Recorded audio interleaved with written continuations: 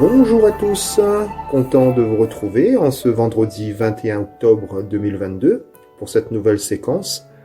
C'est Laurent avec vous et je suis accompagné de ma femme Hélène, de ma belle-sœur Danielle et de mon ami Jean-Raymond. Le bonjour à tous nos amis de Jésus est mon guide et aux auditeurs de Radio Arc-en-Ciel et également ceux qui nous écoutent par le lien de Facebook et YouTube. Nous allons souhaiter une bonne fête à toutes les personnes se prénommant Céline, Célia, Céliane, Célina, Célin, en l'honneur de Sainte Céline, mère de Saint-Rémy de Reims au 5e siècle. Et un bon anniversaire à tous ceux et celles qui le fêtent aujourd'hui. Nous allons nous mettre en présence de notre Seigneur par ce chant « Viens, Esprit Saint », louange vivante de Sylvain Frémont. Bonne écoute à tous.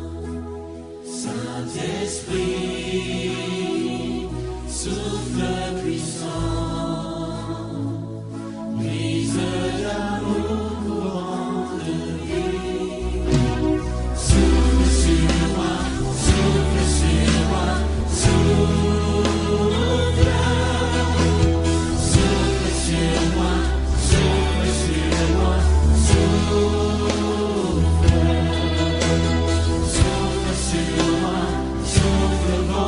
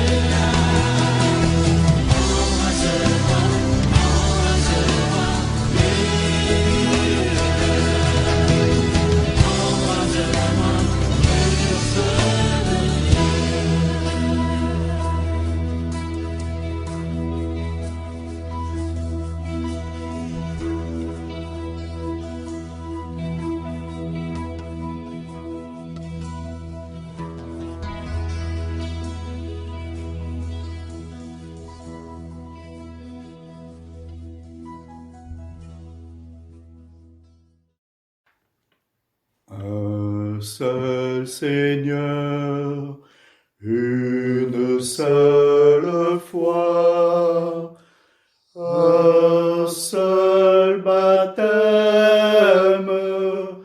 un seul Dieu et Père.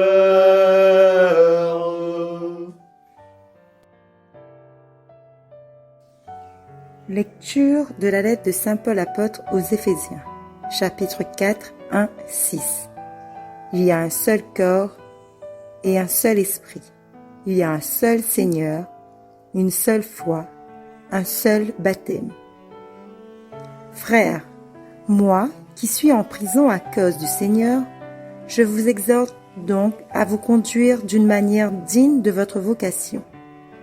Ayez beaucoup d'humilité, de douceur et de patience. Supportez-vous les uns les autres avec amour. Ayez soin de garder l'unité dans l'esprit par le lien de la paix. Comme votre vocation vous a tous appelés à une seule espérance, de même, il y a un seul corps et un seul esprit. Il y a un seul Seigneur, une seule foi, un seul baptême, un seul Dieu et Père de tout, au-dessus de tout et partout et en tout. Parole du Seigneur. Nous rendons grâce à Dieu. Chers frères et sœurs, en Christ, dans cette lecture aux Éphésiens, Paul nous parle de comment nous devons marcher pour conserver l'unité de l'esprit. Pour conserver l'unité dans l'esprit, nous devons marcher d'une manière digne de notre vocation. On voit même l'urgence de marcher d'une manière digne. Paul commence ce chapitre en disant « Je vous exhorte ». Ou sinon, on pourrait traduire ça sous une autre forme. Il pourrait même dire « Je vous en supplie ». Je vous demande donc instamment. On voit qu'il y a une certaine urgence dans son langage. Paul exhorte les Éphésiens en tant que prisonniers dans le Seigneur. Toute sa vie est vécue sous la souveraineté de Christ.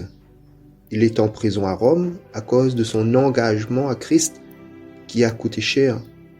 Il était prisonnier pour l'Évangile et pour les Éphésiens, parce qu'il était engagé à l'unité de l'Église. Paul s'est engagé entièrement au projet de Dieu pour l'unité de l'Église. Pour conserver l'unité dans l'esprit, nous devons marcher avec des grâces chrétiennes. Il y a certains traits qui détruisent l'unité. Exemple, l'arrogance, l'orgueil, le cœur dur, l'exaspération ou l'impatience. Nous devons marcher avec humilité. L'humilité est une vertu perdue. Le monde met l'accent sur l'arrogance. Les hommes veulent démontrer leur force. Ils sont machos.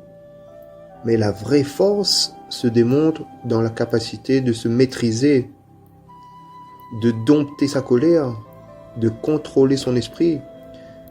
Jésus, lui, il était capable de dénoncer les scribes et les pharisiens comme hypocrites. Il était capable de faire face aux souffrances de la croix, mais il était de tous les hommes le plus humble. Nous devons marcher avec douceur, nous devons marcher avec patience. Pour conserver l'unité dans l'esprit, nous devons tous faire des efforts. L'unité de l'esprit est le résultat de l'œuvre de Christ.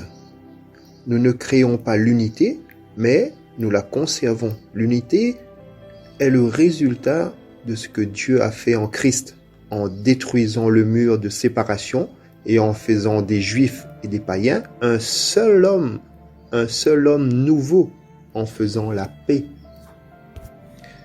Il y a un seul corps et un seul esprit, une seule espérance.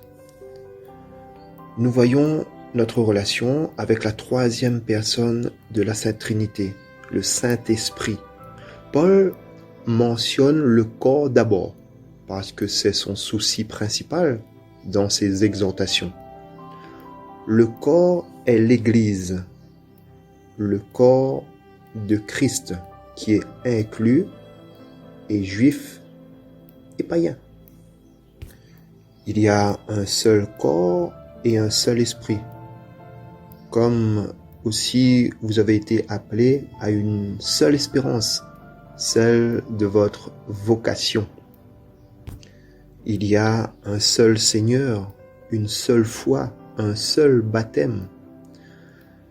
Jésus est Seigneur. Seigneur était le titre pour Yahvé dans l'Ancien Testament.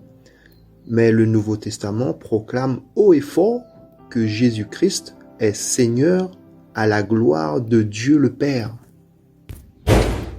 Un seul Dieu est Père de tous, qui est au-dessus de tous, parmi tous et en tous. Paul a mentionné l'Esprit de Dieu. Jésus, le Fils de Dieu, est maintenant le seul Dieu et Père de tous. Il est le Père des Juifs et des païens. Nous sommes unis par un seul Dieu et Père. Paul est très clair. Il nous fait comprendre que nous tous chrétiens, on ne doit pas être divisés, mais bien au contraire, on doit s'aimer et veiller les uns sur les autres, garder l'unité. Le Christ est le ferment de cette unité. Mais il peut l'être, ce ferment justement, que si nous gardons notre foi, si nous regardons vers lui, que si nous acceptons son amour, et non pas qu'à penser qu'à nous-mêmes, à penser qu'à nos raisonnements, à notre justice, etc.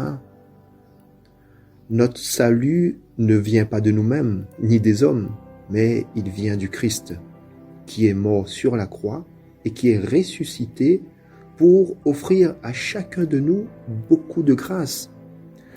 La grâce du salut éternel. Et c'est cette grâce qui doit nous unir, même si devant le Seigneur nous sommes tous pécheurs. Cette grâce de Dieu doit nous aider à cheminer ensemble au cœur du monde et dans la foi. Amen. Voici le peuple de ceux qui cherchent ta face, Seigneur. Voici le peuple de ceux qui cherchent ta face, Seigneur. Ô Seigneur, le monde et sa richesse, la terre et tous ses habitants. C'est lui qui l'a fondé sur les mers et la garde inébranlable sur les flots. Voici le peuple de ceux qui cherchent ta face, Seigneur. Qui peut gravir la montagne du Seigneur et se tenir dans le lieu saint? L'homme au cœur pur, aux mains innocentes, qui ne livre pas son âme aux idoles. Voici le peuple de ceux qui cherchent ta face, Seigneur. Il obtient du Seigneur la bénédiction et de Dieu son Sauveur la justice. Voici le peuple de ceux qui le cherchent. Voici Jacob qui recherche ta face. Voici le peuple de ceux qui cherchent ta face, Seigneur. Chers amis, nous arrivons au terme de cette séquence. Nous allons nous quitter sur ce beau chant.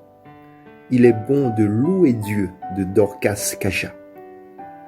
Je vous souhaite une belle et sainte journée à tous. À bientôt.